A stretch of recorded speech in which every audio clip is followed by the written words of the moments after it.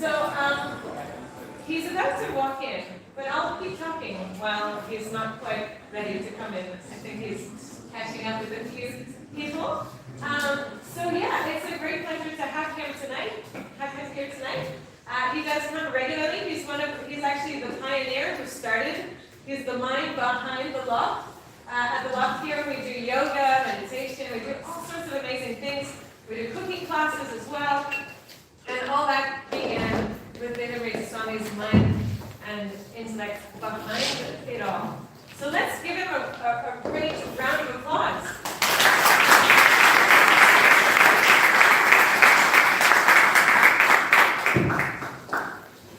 Looking at this mountain of sweets here, which I'm sure you'll have great delight in devouring, I wanted to talk about what drives you onward in life. It's a subject that I refer back to from time to time, but it's so important I actually can't speak about it enough. When you are working, when you are playing, when you are relating, it's all about taste. You want a particular flavor that's driving you onward. Now, according to your understanding, you may say, well, I like work, or I like the money, or I like relationships. But what you're really after is the flavor that you get from whatever you're pursuing. So once you understand it's all about flavor, then you can start analyzing and seeing what is the particular juice, the flavor that I'm after. Just like with money. It's not money in and of itself, you know that. It's the flavors that money promises to bring you. First of all, a sense of security. I've got it. A sense of achievement. I've made it. But there's also a sense of power and control. And you're tasting that. You're savoring that potential for power and control. And then what about relationships? No one wants to be alone all their life. I don't think we have any potential hermits in the room. That means you want to be with someone at least for a short time. The way things are these days, relationships don't really go the distance. Everyone knows that. Often a solution is proposed that since one relationship doesn't make it all your life, the best thing is to have several relationships at once, and you juggle them. So you get a flavor from this relationship, a flavor from that relationship, and you juggle them, so you're always tasting something. It's hard work. And a lot of anger, a lot of lust, a lot of disappointment, in spite of a lot of anticipation. You may have a hobby. Scuba diving, water skiing, whatever. There's a flavor that you're after when you indulge in those activities. So the Bhakti Yoga texts analyze your life in terms of your flavor hunting, because that's what drives you onward at work, at studying, at play, in your relationships. You're after a particular flavor, which in yoga terminology is called rasa. Just like when you drink some juice, you savor it. So every activity that you do involves you're trying to taste a particular juicy flavor. Now there's a big problem with our material pursuits. The flavor doesn't last. It doesn't stay fresh. That's why you gotta have many options in your life. Again, the juggling. I'll do a bit of this, I'll do a bit of that. I'll be with this person for a bit, I'll be with that person for a bit. I'll go here for a while, I'll go there for a while. Constantly juggling Because one thing doesn't give you that lasting flavor. One person doesn't give you that lasting flavor. But we're willing to settle, right? If you just get a little flavor from someone or something, never mind it doesn't last, it's something, right? May not be anything to write home about, but it's something. We're getting pretty desperate these days, in case you haven't noticed. Our standards for pleasure have really flatlined. We're working so hard, and you see, according to the yoga terminology, working hard doesn't simply mean employment. It means you're acting with your mind and senses to try to get flavors. According to the yoga text, that's work. You work with your mind. You're making plans for gratification of whatever type. Entertainment. You're working with your senses. Your eyes want to see pleasing sights. Your ears want to hear pleasing sounds. Your nose wants to smell pleasing fragrances. And of course, your sense of touch wants to be stimulated very nicely. But again, in spite of such work with your mind and senses, the flavors you're getting are temporary and also insubstantial. They don't turn out to be what you hope them to be. And this brings us to another mystery of our addiction to flavors.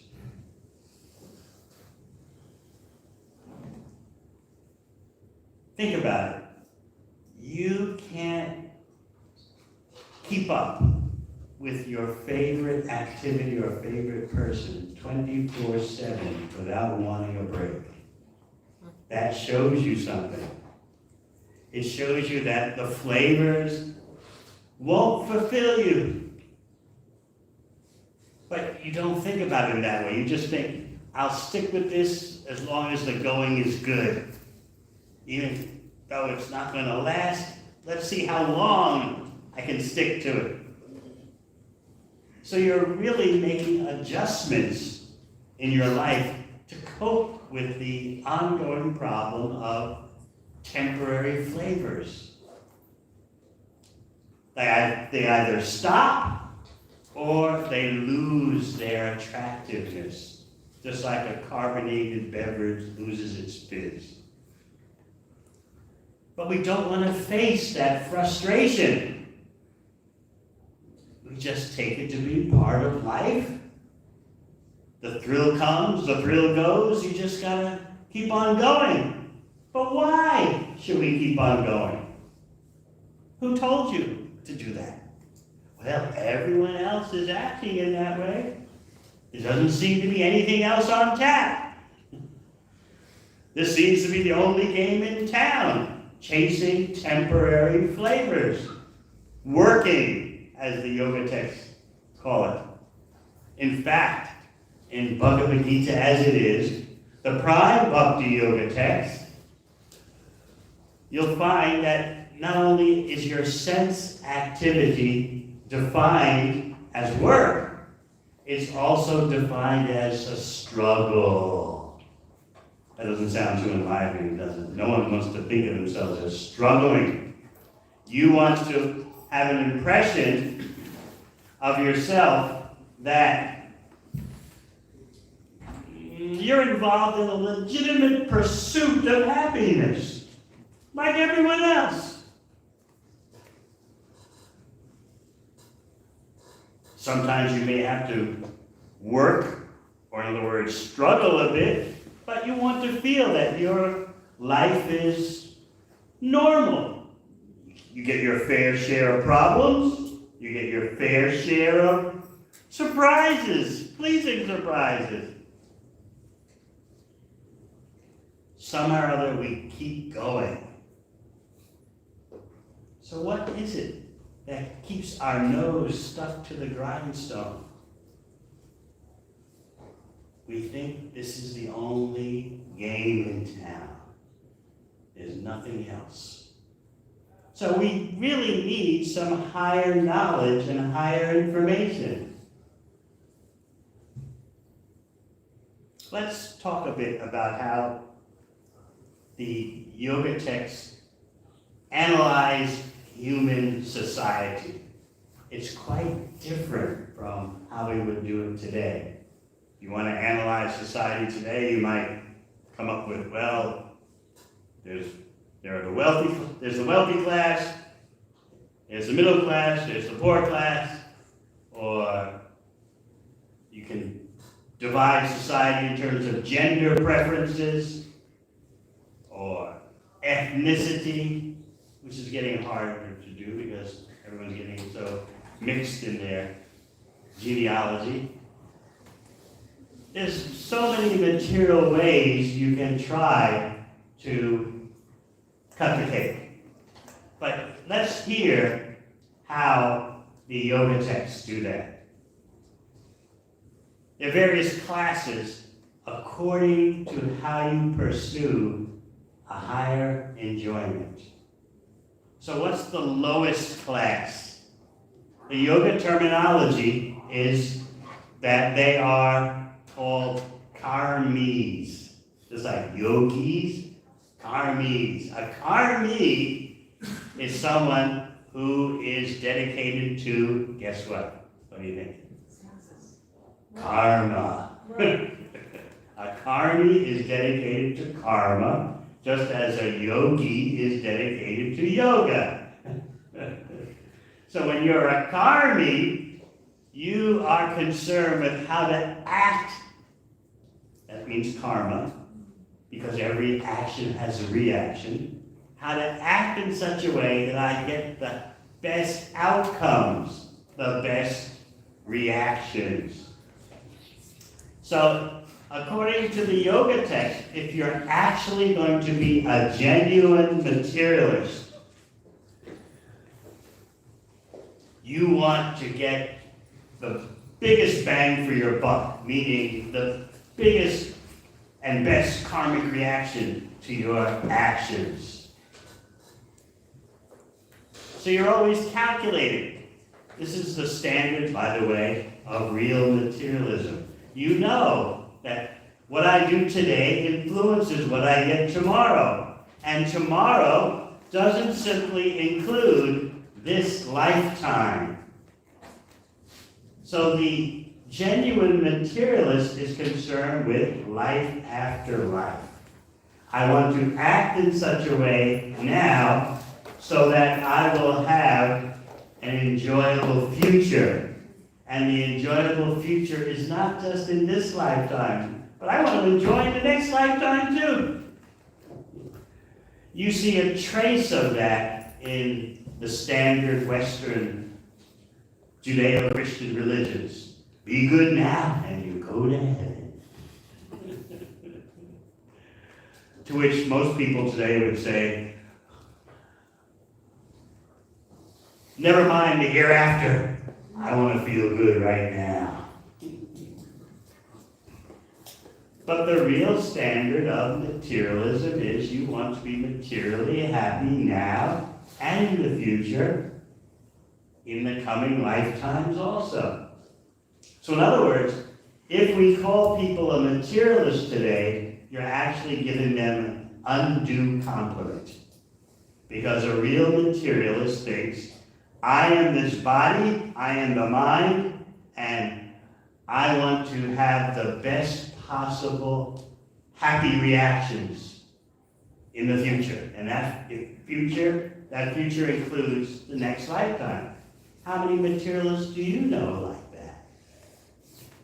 The highest standard today, mistakenly called materialism, is just, well, you may remember, I often quote the old blues song from the 60s.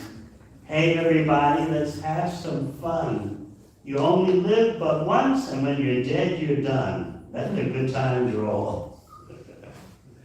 That's considered materialism, according to today's standard. But from the yogic wisdom point of view, that's not even human life. Real materialism takes into account, I want to do good karma so that I can get an enjoyable reaction in the future. And also I want to do good karma to balance out the bad karma. And then I can be prosperous.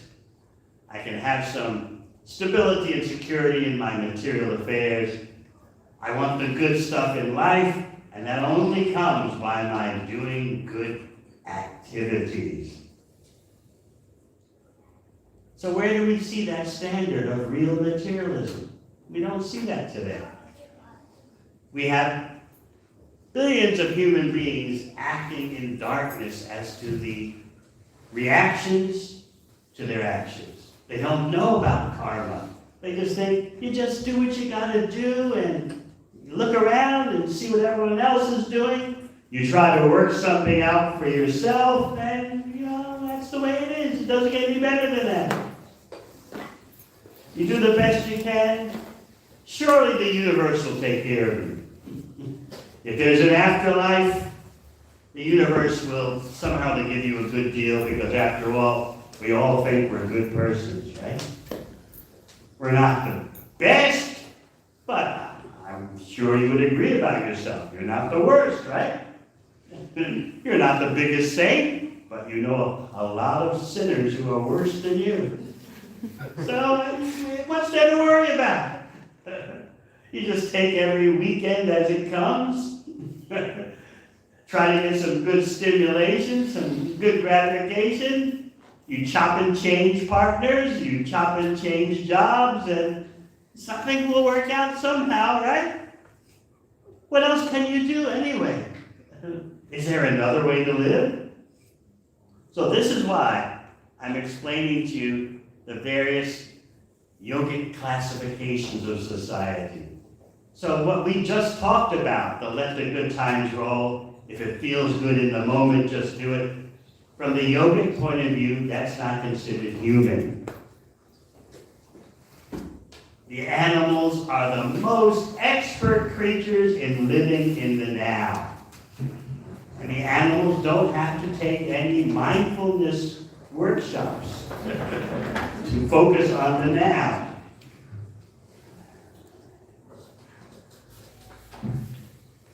So the real bottom of human civilization is the karmi, the one who understands good karma and bad karma so that you can have the best material outcomes in this life and the next.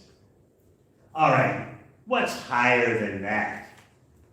Even just the concept of karma is kind of daunting. It's kind of mind-blowing for most of us. I just thought I could do what I want to do, and that's the way it is. To worry about karma, that could really be a drag, Do I have to take responsibility for my actions and their reactions? I don't even know anything about the law of karma. I don't know those laws, so why should they bother me? Why should they affect me? I haven't told this story in a long time, but it gives you some insight into how the laws of karma work.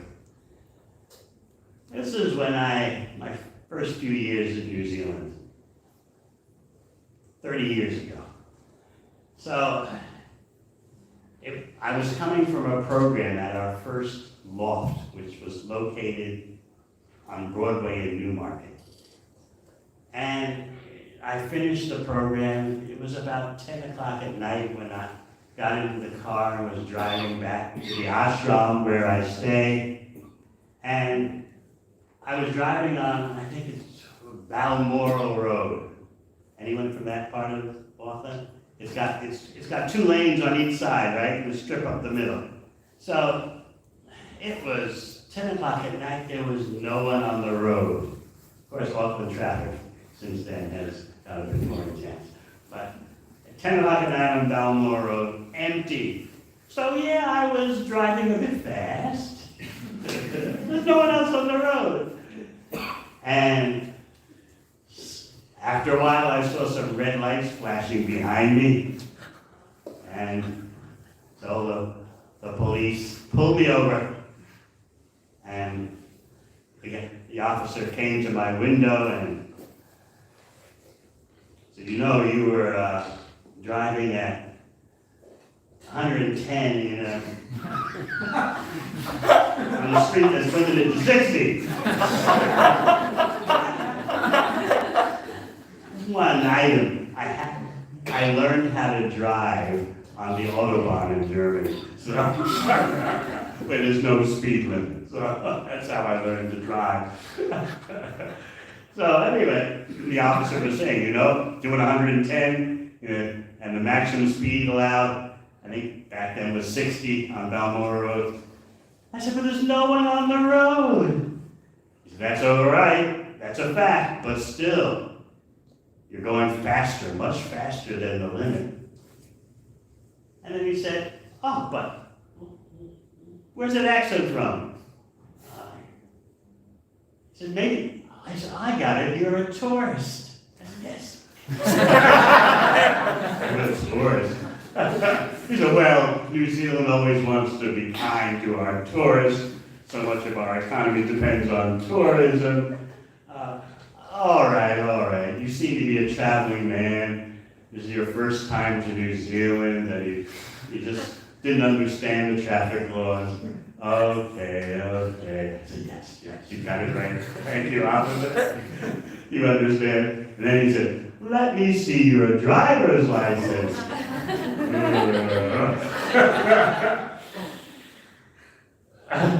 Oh, New Zealand driver's license, eh?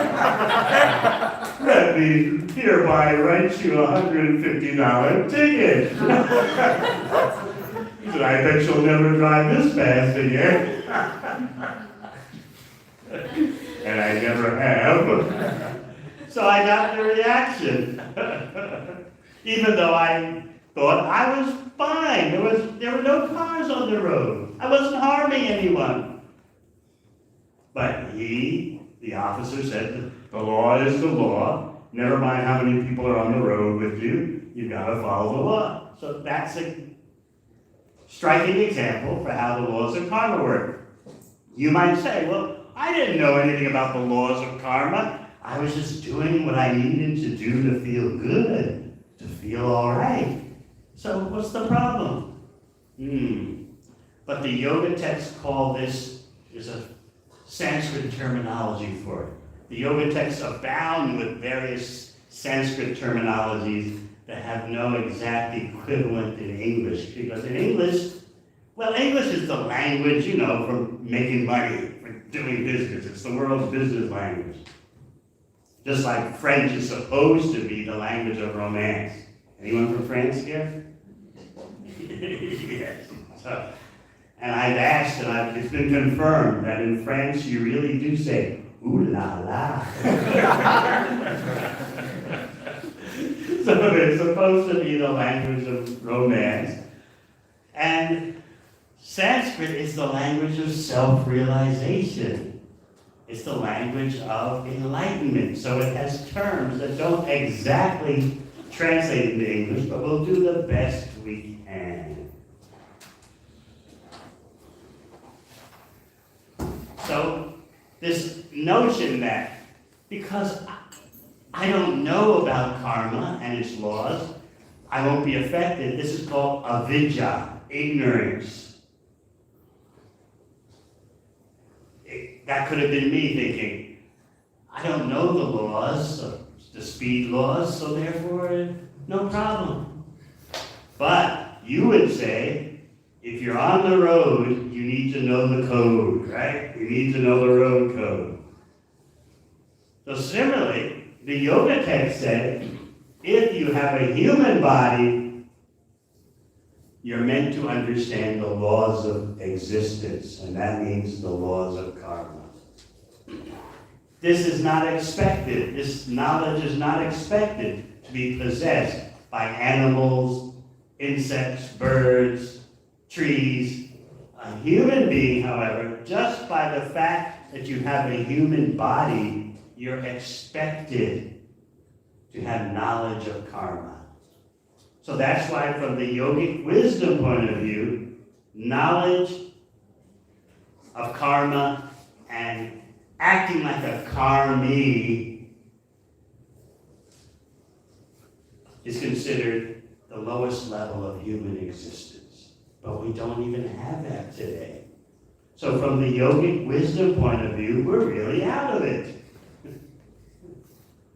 All in the name of let the good times roll. Let's have some fun. Some persons in a real human society get tired of karma. That class that's above us, the karmis. They get tired. They say, what's the point in performing bad karma and then do some good karma to counteract it? What's the point? And you just get body after body, lifetime after lifetime, and the flavors that you're getting are so temporary and insubstantial. So the first thing you do when you're frustrated with the flavors you're getting is you get angry at others. Most of you have experienced that in relationships. You get angry with the other person. The other person just disappoints you after promising so much. Or you realize the other person's a bore. There's no freshness anymore. There was promise in the beginning, but then the promise fades. So you get angry. As an individual, you get angry. As a society, you get angry. This is the brute level of existence that we want to avoid. So if the karmis, those who understand karma, have this problem, what to speak of those beneath that level, on the animal level, who just know about, grunting and groaning and calling that pleasure. So the karmis get frustrated that this is getting monotonous. Is there a higher level of existence? And then you go to the next level up, just like you're climbing up in a building. The next level up from the karmis in Sanskrit is called the Jnani, the one who starts to intuit that there's an all-pervading spiritual energy and that we are different from our body and mind. Such a person is called a Jnani. He or she figures this out with intelligence. According to the yogic wisdom, this is as high as you can get by exercising your human intelligence. You can intuit correctly. You can, with logic and reason, figure out there's an all-pervading spiritual energy that's different from the body, and we are not the body and mind. You can figure that out. Simple self-analysis, introspection, mindfulness, Vipassana retreat. You can get to this next level up, above the karmi, in which you deduce, you speculate. There has to be some energy that has no beginning and end. It doesn't change like the material energy changes. But still, you're at the very preliminary stage of spiritual progress. What's next up above? We've talked about karmis, we've talked about jnanis. Next up are the mystic yogis. Do we have any of those here? Mystic yogis say, we want powers beyond the ordinary material abilities. We want to do things like fly through the air, walk on water.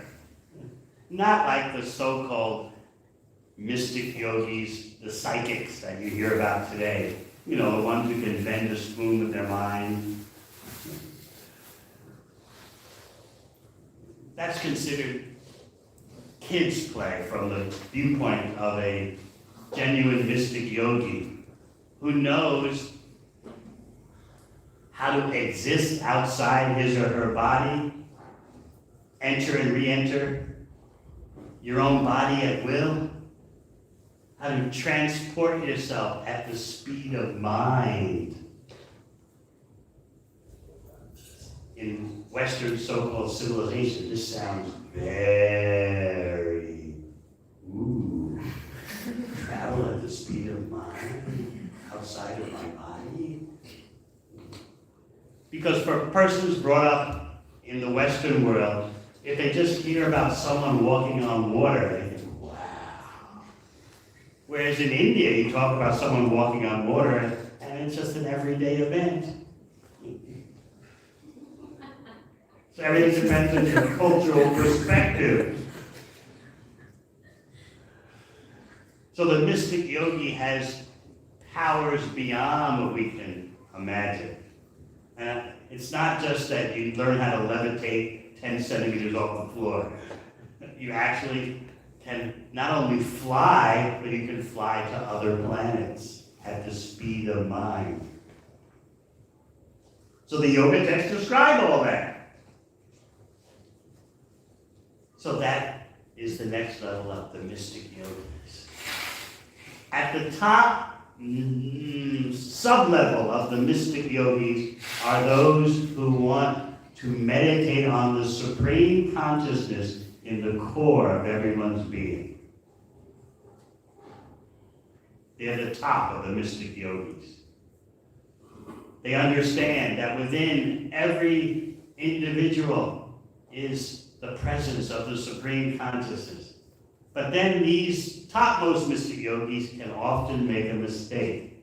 They actually can see the supreme consciousness in the core of their being, and what do they think? That's me! Which is a huge mistake. You are not the complete whole. You are not the supreme consciousness. You're a tiny particle of consciousness. So the yoga texts give this example of the tree with two birds on it. The body is equated to be a tree, and on that tree are two birds. One is us, trying to enjoy material existence. The other bird is watching and observing. That's the supreme consciousness. So on the tree of our material body are two birds, or two entities, one tiny and the other unlimited.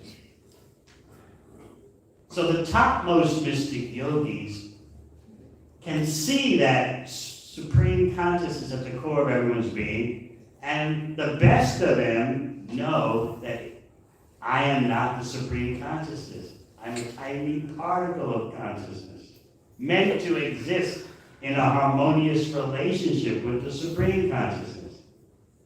So then you get to the topmost level in human civilization, the bhakti yogis, who understand minute consciousness that we are and the supreme consciousness and how the two exist in a pure harmonious relationship, best known as the love supreme. So it's very important for us to understand that top level of society, because then we can see how our flavor hunting can actually meet with success. We're not meant for getting our flavors from material nature, from the material body. We're meant to get our flavors from a direct relationship with the supreme consciousness. So you might say, what's so great about the supreme consciousness that we should be getting our flavors there? As Krishna explains in the Prime Bhakti Yoga text, Bhagavad Gita, the supreme consciousness is the source of all flavors. So if you can, just like if you can find the source of electricity, the source of water, then you're in the best strategic position. What about the source of all flavors? If you can connect with that source of all flavors, then you stop struggling, you stop working so hard. So the actual meaning of yoga, as many of you know, is to connect. And as I often explain, the big question that comes next is to connect with what? Understanding what is the supreme connection is the ultimate achievement of human society. Because then you understand what is the source of all the flavors. Remember the word rasa, the juicy flavor you get, or you try to get from everything. And you hope it's going to stay fresh forever, but it's always stale. It gets stale on you, gets repetitive. So as I was pointing out in the beginning of our talk, think of your favorite person you love to be around. Or think of your favorite activity. Don't say it, but just think of it. Can you do that, or can you be with that person 24/7 without wanting a break? Of course, you don't think, or you don't tell the other person, for example, I need a break from you. You just say, I need to visit a friend, or I need to go visit mother, or something like that. But what you're actually doing is just diversifying in a well-mannered, polite way. You're actually saying, I can't just be with you all the time. But you can't say like that. You have to come up with a better excuse.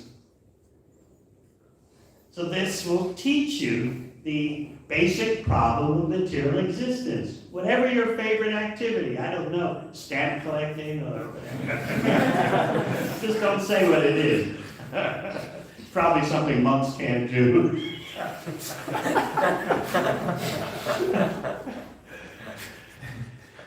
You can't pursue it 24/7, even though you're willing to work and struggle at it, right? Let's make this work. Let's try harder. One more time. No matter how you try to beat a dead horse, the horse is dead. So what else is there for you to do? But if you can find the source of all flavors and connect with that source, then you can defeat this whole problem of temporariness and insubstantiality, which is a fancy way of saying the material flavors just can't do it for you, no matter how hard you try. But if you find the ultimate source of flavors and make that connection, then you get original spiritual flavors. So in the prime Bhakti Yoga text, Bhagavad Gita, Krishna explains that energies have a source. And Krishna gives you the process for verifying that Krishna is the source of all flavors. Knowing that and experiencing that puts you in the most advantageous position. So the topmost yogi and meditator wants to understand the unlimited attractiveness of Krishna. The very word Krishna, the pinnacle of the yoga and meditation system, means the infinite source of flavor, pure flavor. The flavors are pure at the ultimate source. Just like rainwater, before it hits the atmosphere, is pure. But then when it comes down to the atmosphere, it picks up various pollutants. It can even become acid rain by the time it hits the ground. So originally, all the flavors are pure. But then when they are perverted in the material atmosphere, they become corrupted. And they lose 99.9% of their original freshness. So this, catch this now, this is why you don't give up material flavors, because there's 0.1% of the original spiritual flavor there. But it's never anywhere near what you need. But if you get those flavors straight from the ultimate source in their pure state, then you'll be satisfied. So this will explain to you the riddle of material existence. What drives you onward? Yes, flavor. You're a flavor hunter. And in the back of your mind is, well, there was a glimmer. There was a glimpse of something. And you go on and on trying to get more of that glimpse. It's like a shooting star. I saw it. I saw it. There was something there. I don't know if you've ever had the experience of walking with your friends at night and you look up in the night sky and you see a shooting star and you, hey, take a look at that. And it's gone. They can't see what you saw. So our material flavors are like that. They just disappear so quickly. But there was something there, but it's just so tiny. It's like a fly landing on your shoulder. Does your whole life fall apart when a fly lands on your shoulder? No, you just flick it off and get on with whatever you were doing. So that's how insignificant material pleasure is. It's like an insect that lands on your shoulder, and you shrug it off and you keep moving forward. But to understand all that takes knowledge and yogic practice. So this is why the Bhakti Yoga system is considered the ultimate, because it's dealing with the ultimate pleasure, ultimate flavor, the ultimate source. So I thought to try to explain all these things. I'm inspired by the Sweet Hill Festival, which involves flavors. And so we look forward to you all enjoying the flavors, because actually the food we prepare here, as I've explained sometimes, is loaded with the highest intentions. So you're not just getting physical nutrition, you're getting spiritual inspiration, because the consciousness of the cooks and the ones who serve the food, that consciousness is going into the food. So you are what you eat. Many of you have heard that expression before. You are what you eat. That means you're actually eating the consciousness of the person who prepared the food. So if you eat food prepared by someone of high consciousness, especially Krishna consciousness, that food will inspire you. It will uplift your consciousness. So this is always one of the reasons why we're eager for you to eat as much as you can. So on this Sweet Hill Festival, we're celebrating the origin of all sweetness. And I don't simply mean sugar. And I don't mean stevia. The origin of all sweetness refers to that, the sweetest juice, the sweetest flavor that we're searching for mistakenly in material life. Take it from the ultimate source.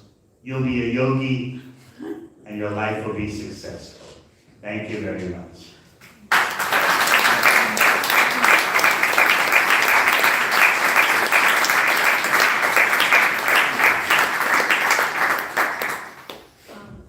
Well, we don't have our band here, but maybe while we're waiting for them to come, you have some questions.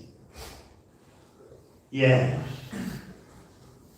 Speaking of connecting with the Supreme, Oh, you got it. Very good. that, Yes.